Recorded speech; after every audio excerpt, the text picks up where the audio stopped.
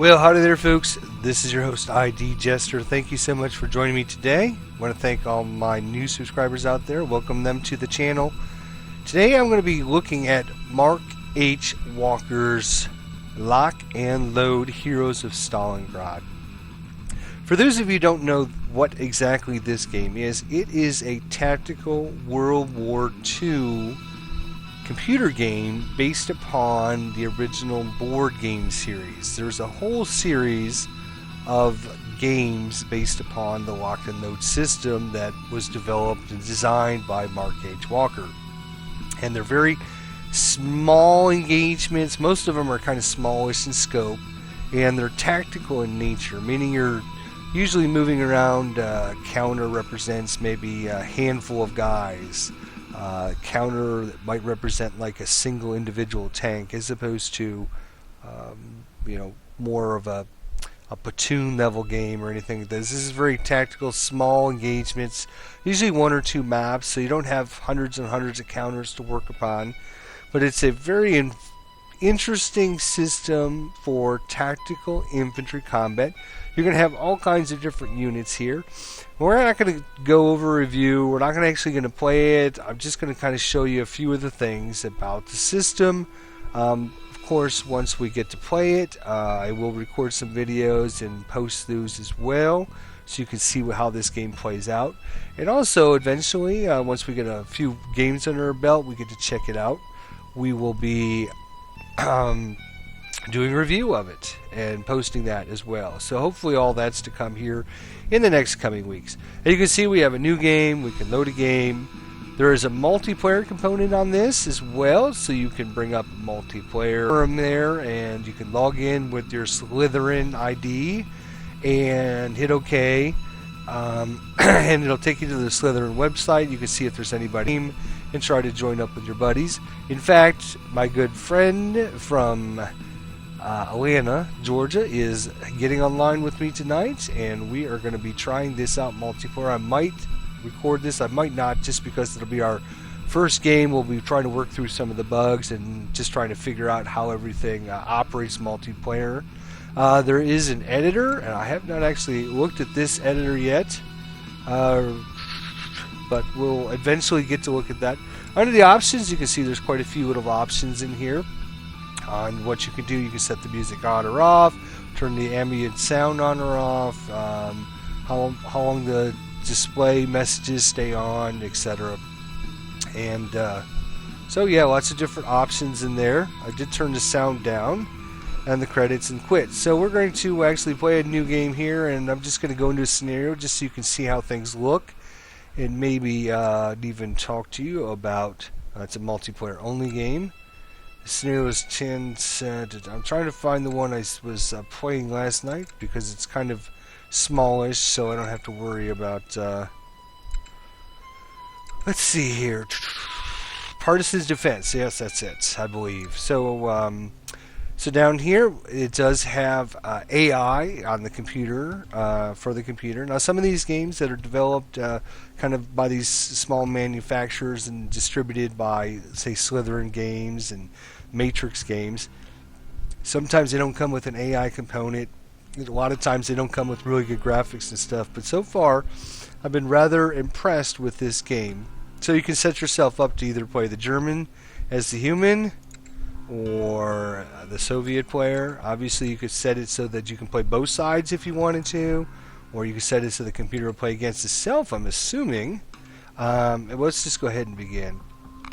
So this is a tactical turn-based game, and you can see here it's all about rolling dice. And as any good board game out there, it's based upon a hex system here. The first thing that happens when you get to play a scenario is you're going to roll for initiative. In this game, in this system, it's an I go, you go system, which means you're going to activate one of your hexes, and then I'm going to get to activate one of my hexes, and then we're going to go back and forth until you pass, and I pass, and then you pass. So once there's 3 consecutive passes, then the round's over. So if you pass and I play a guy, you can always come back in and play again. Oops. Alright, so I'm the German player. I'm going to... Computer is passing. Alright. So you can see the objectives here. The partisans have to hold these hexes. D4. Let's zoom in the map here. Oop. All right, D4, which is this one, E4, F3, and G3. So he has to hold this line of hexes here, and he also has to hold hex K5, which is right here, which we're probably going to be able to take.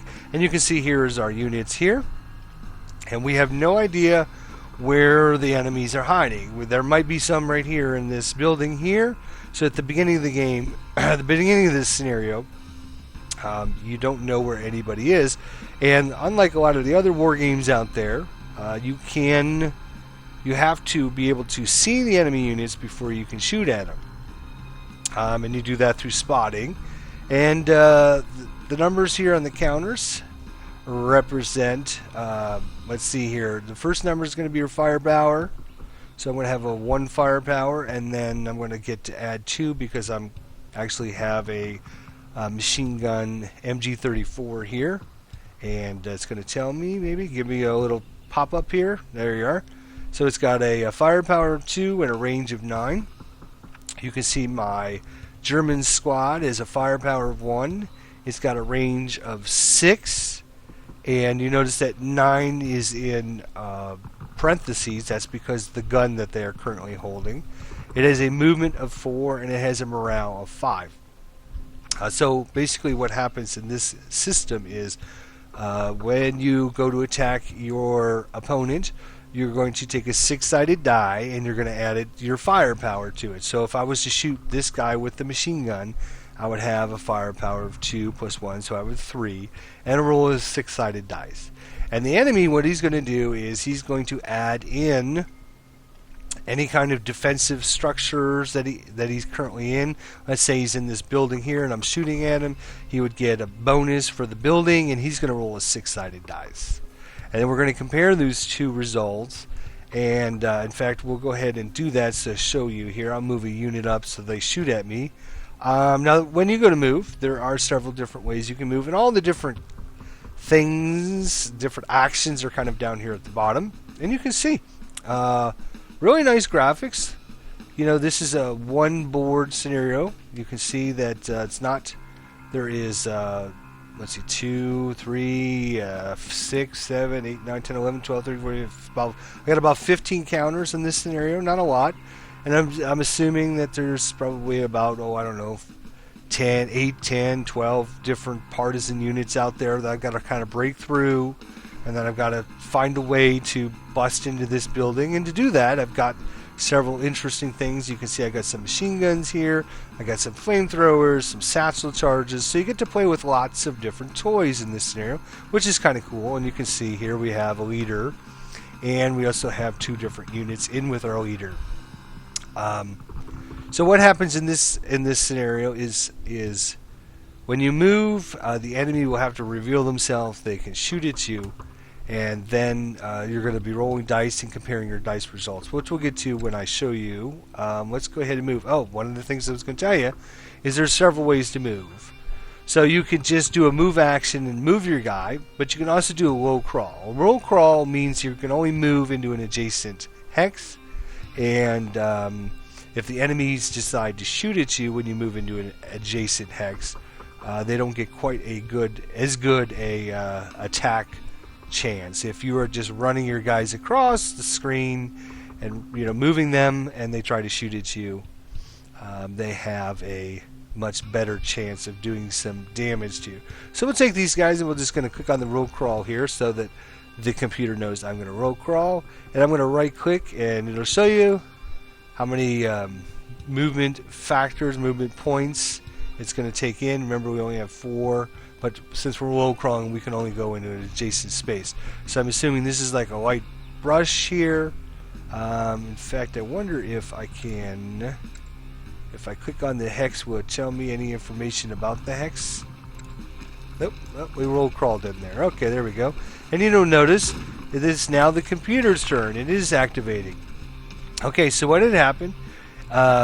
Sniper's a little bit different. Some of the ordinances are slightly different. Some of the vehicles are slightly different. Normally, if you're using an infantry squad, you're going to be rolling 1 6-sided dice. In this case, with snipers and ordnance and vehicles and such, you're going to roll 2 dice, and each unit has a number they need to roll or less to do damage based on range and everything. So sniper here, you can see he's got a +0, and he's got a clear line of sight, so there's nothing in his way. And he's got a total of 6, so his total is 6.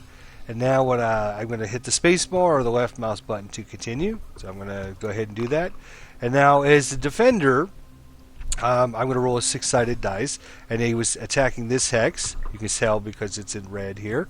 And you can see that I have no bonus because of road, but I am behind a plus wall, so I'm going to get a +1. So my total is a 6, and because my number was greater than or equal to his number, there's no effect. So his firepower, if it was greater than my guy, then there might be a chance of something happening. If my defensive dice roll is equal to or greater than his, then there's nothing that can possibly happen. So he took a shot and he missed. And so we'll hit the left mouse button. And so that's his turn to activate. Now it's back to my turn. So you notice once you activate, you will get this little fire counter on it, or for this guy, he's got a low crawl counter.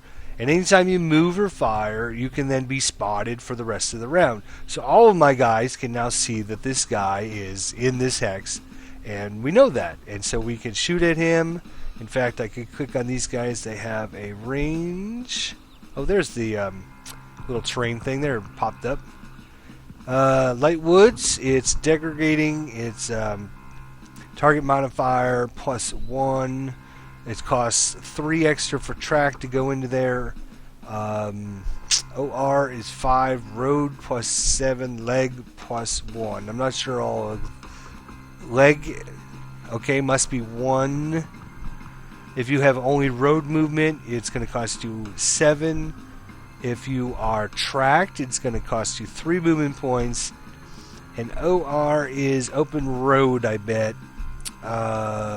It's going to cost you 5 to go into that hex. So, based upon what kind of units you are. So the next thing is now our turn, and we got to decide what exactly we're going to do. Now we've already activated this guy. In fact, if I click on him and try to do something, you will see the computer pops up a little message and says this unit's already activated this turn. So you can see up here in the top left-hand corner, we have 11 turns to complete all of our objectives for this scenario. And so we have 11 turns. So basically, I'm going to have 11 turns maximum to do things with this guy. So, getting these guys way back here and getting them all the way across the map, because we're going to have to be taking these hexes. I can't just move, low crawl, roll crawl, roll crawl, roll crawl, roll crawl, roll crawl. It's going to take me 1, 2, 3, 4, 5, 6, 7. It's going to take me 8 turns just to low crawl them all the way over across the map. So I have to be careful to, get some of these guys in the back and move them out. So what I can do here is click on my unit. If I click on a hex with multiple units, I can decide which units that I want to activate. So I can unclick this guy, and that way I'm just moving these guys. Or I can do the opposite, or I can do both. But once you activate a hex, that's your activation. So if I decide I just want to move this guy, maybe I want him to move him up this way, I can do that. And that'll be the end of my activation. I don't get to activate this guy as well then. So I will actually, let's see here. Let's do this. So we got our lieutenants here. These are heroes, or leaders. Leaders. Lieutenant Koch there. I also have a medic, and I have Lieutenant Wards. These are kind of your very important units, because these are the units when your units take, when they get under fire, when enemies are firing at them, what will end up happening is you'll either your units will cower in fear, and they won't want to do anything, and they become disrupted at that point. And you need a leader in the hex to kind of rally these guys back. So having these leaders in hexes where your units aren't able to function without a leader. Now these guys are a little bit different in that Some units have the ability to what they call auto rally, and so this guy can kind of rally himself. He doesn't need a leader in this hex. They're used to being in the back by themselves, so they can kind of do this. The frontline guys, they're not as familiar with moving through enemy territory and coming under fire, and they're not sure what to do, and they're looking for directions and stuff. These guys know what to do. Okay, this looks like a 50 millimeter mortar team, so they know, okay, I'm just going to drop mortars in and try to blow things up. How you notice that these units here are special in that they have a red box around their 4, which is their movement factor, and that represents the fact that they have assault move, which means normally you can only fire or move, but these guys can do both. There are some penalties associated with that, and eventually when we get into playing and showing you the game, I will cover some of that other aspects of some of the information on the counter. If you look at the leaders, again, you got the morale. This is their firepower and their range, I believe. If you just leave your mouse over there, it'll tell you. So it's got a morale of 7, a leadership of 1, a movement of 6. He can assault move. So yes, leadership. That's right. His leadership is 1, his movement is 6. So these guys are really good to help. Oh, what the heck did I do? Oh, okay, yeah. It's just a breakdown of what's happening. So I can click on this guy here, and I can have this guy right here move out, and so we can kind of figure out. You see, if I right-click, the computer's going to say, okay, I'm going to go here and then here. But maybe I want to go into M8 before I go into M7. This way, if there's anybody kind of hiding up here, when I step out in the road, they can't shoot at me. If I'm behind the buildings, that would give me cover, so I can then click on that. Actually, it cost me 2. Okay, so then I can right click into there, and then I can right click on there. You can see it's going to cost me another 2 movement points, and I'll go ahead and move into that hex there, and you can see that I've now got a move counter on there. And the reason I have a move counter on there is because I moved, and it basically means all the enemies can now see me, and they don't need to spot me. They've already seen me, and so now I just come down here to the bottom and click on the finished. And this is the way it goes, kind of back and forth, just like a board game. You're going to be playing basically. Whoa, I have another sniper. Holy cow! So this time the sniper rolled a 7. He's got no bonus, but he does have degrading line of sight, so he's going to lose 1 point, and he's got a total of 6. So I'm not sure. He was probably shooting across that, maybe down over into one of these guys over here. Where's the target hex? Where's he aiming at? Oh, that one again. Okay, so this time I rolled a 1, and I got my stone wall, so I got a +1, so the total is 2. And you will notice that 2 is less than 6. So his attack ended up being a 6. He rolled a 7, he has a -1, so his total was 6. And in my case, I have 1 for the stone wall, and I only rolled a 1. So the difference here is I rolled a 2 total, he rolled a 6, and so there's possible damage. Now what you got to do is you add up the difference. So 6 from 2 is a difference of 4. So I'm going to roll another dice, and in this case, I'm going to roll, and I'm going to add that 4 to it. And I want that number to be equal to or less than my morale on my unit. And so I will hit the left mouse button to go. And so, we rolled a 6. Remember, our difference was 4. Our damage check modifier was 4. So in this case, it's a 10. 6 plus 4 is 10, and that is much higher than our original morale of 6. So I become shaken. Now, fortunately for me, it wasn't like double our total. If it would have been like 12... and once you get to like double your morale numbers, then what happens is you start losing guys and becoming casualty reduced. But unfortunately for us, if we look here and I just hit the left mouse button, you can see that I become shaken, and I've got this red bar on the bottom, which means I can't fire, I can't move. I can move into an adjacent space, but I cannot move closer to a enemy unit. So when I move this guy, if I go to move him, you will notice that I can't move this way. It shows the red X. I can't go that way. But I can go... maybe I can't go that way. I can go that way because it's away from an enemy. Okay. I don't want to do that though, so just click off of them. Alright. So the way I can rally this guy is at the beginning of next turn, we'll get a chance to have him rally. He is an SR, which is a self-rally. And hopefully he can roll. What he'll have to do is roll 6 or less on 2 6-sided dice with after modifiers and everything, so that he can rally himself at the beginning of the turn, so that he can activate next turn. If he does not if he doesn't rally, then he won't be able to do anything next turn either. So they took their snipers and they shot at me, and that's not very nice. Not very nice at all. I guess they were afraid that I was going to drop some bombs on their head, which is what I probably should have done after this guy has shot me, was use this guy up, because you want to try and take out enemy units that are dangerous, and I'm supposing my 50 millimeters are pretty dangerous for these guys, so they're going to try and take them out. If they knew we had flamethrowers, they might shoot at these guys too. Alright, so then the next thing is we're going to move, we'll just move everybody here as a stack, and we'll just move into this location here, and then we will move into this now we see some units here. Now I'm not sure why these guys popped up. Did they shoot? They shouldn't have shot anything, because I don't think we've had anything to shot. I'm not sure why they showed up, to tell you the truth. And next, can we go into this hex? Yep, because it'll cost us 2 more movement points. Now fortunately for us, our guys are getting a bonus because of our leader. Our leader is giving us some bonus points to move. If we move into this hex though, they will be able to shoot at us. If these guys will be able to shoot at us. If we move into this hex here, they'll still be able to shoot at us, but they won't be able to. Yeah, let's move into that hex. Yep, that's where we're going to move.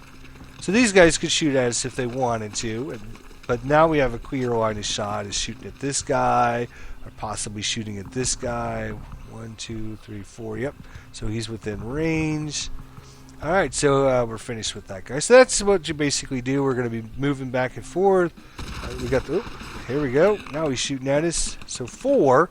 He's got a lot of modifiers here. He's got a partisan squad, which has 0 firepower. He has a weapon +1. He's got another support weapon. He's got a leadership.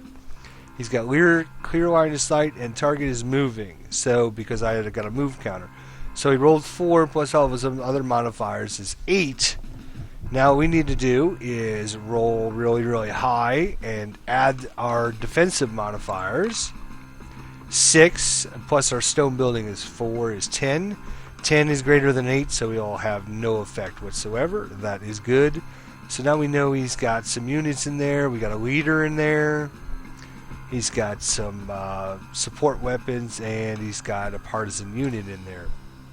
And actually, it looks like he's got 2 partisan units in there. Okay. So, can I tell? Yeah, it looks like they all fired, because they all have a fire counter on there. In fact, there we go. So fired, fired, fired. Okay, good. So he wasted all of his fire trying to hit my guys. So that's good. So that means if I had, let's say I just had another guy. Let's say this medic was here. I could just move the medic right up next to him because he can't shoot anymore. He's already shot. Now, if there was another unit that hadn't shot, of course, that unit could then shoot my medic, or whatever unit. So it's kind of a tactical game in that you got to try to figure out which unit should I activate now, because I'm only going to get to activate all of them once, and once you activate them, they're done for the turn. So I got my medic here. I'm wondering if these guys can self-rally. I need to keep my medic alive because he's another guy that will help units rally. So let's take this guy here. If I move him here, it's going to cost me 1, 2. There looks like a little wall there. 2, 3. No, let's go there. We'll go there. Oh, can't go in there. Oh, can't go in there. It's only got 1 movement left, so I could go here, but that'll be so closer to sniper. So Okay, bummer. I'll finish. And now it's the computer's turn. Now since the computer's playing the defender, he doesn't want to show me where his units are. He wants me guessing and kind of not knowing where his units are going to be hiding. Oh, look, you got some nice little smoke coming out, or clouds flying by. You got the nice table like you're playing, at your local game club or playing at home with your buddies. So you could actually pick this game up. Locked and Load's system is great tactical World War II. In fact, they also have the same system that is used for Vietnam War as well. And so definitely, if you're a tactical infantry combat system kind of guy, which I love, you would definitely want to check out this game. And now you can play it on the computer. So you can play it anytime you want. And you can play it multiplayer with your buddies. So I'll be trying that out tonight. And I'll report back into you and let you know how it goes and find out what we did after I crush my opponent tonight. So I'm just going to exit out of this. And I just wanted to bring a introductory to the lock and load system for those of you who are interested and wanting to find out more information about it, maybe thinking about purchasing it, or maybe hadn't realized it was just released. You can find out more information on, I know you can find information out on matrixgames.com. You can also probably find out information on the Slytherin website as well, because they're using the Slytherin game host for the multiplayer. Let's concede defeat. There we go. So there you go. Dun, dun, dun. Tells you some information about it, and you can look at the individual units. You can examine the map, see what was going on at the end of the scenario. Oh my gosh. A whole line of guys there. You had some guys hanging out over here, and of course the snipers, because he wants to protect that. We must be trying to get this building here, trying to keep this building away from the enemies. And well, we would have done that. We would have. All right. Well, folks, again, Mark H. Walker's Locked and Load system. This is Heroes of Stalingrad, a turn-based tactical I go, you go World War II infantry combat system. Definitely check it out. And we'll be bringing more videos where we actually play through a scenario. And also, once we get that done, we'll get a review and move on from there. So, thanks for watching. We'll see you next time, folks. Take care.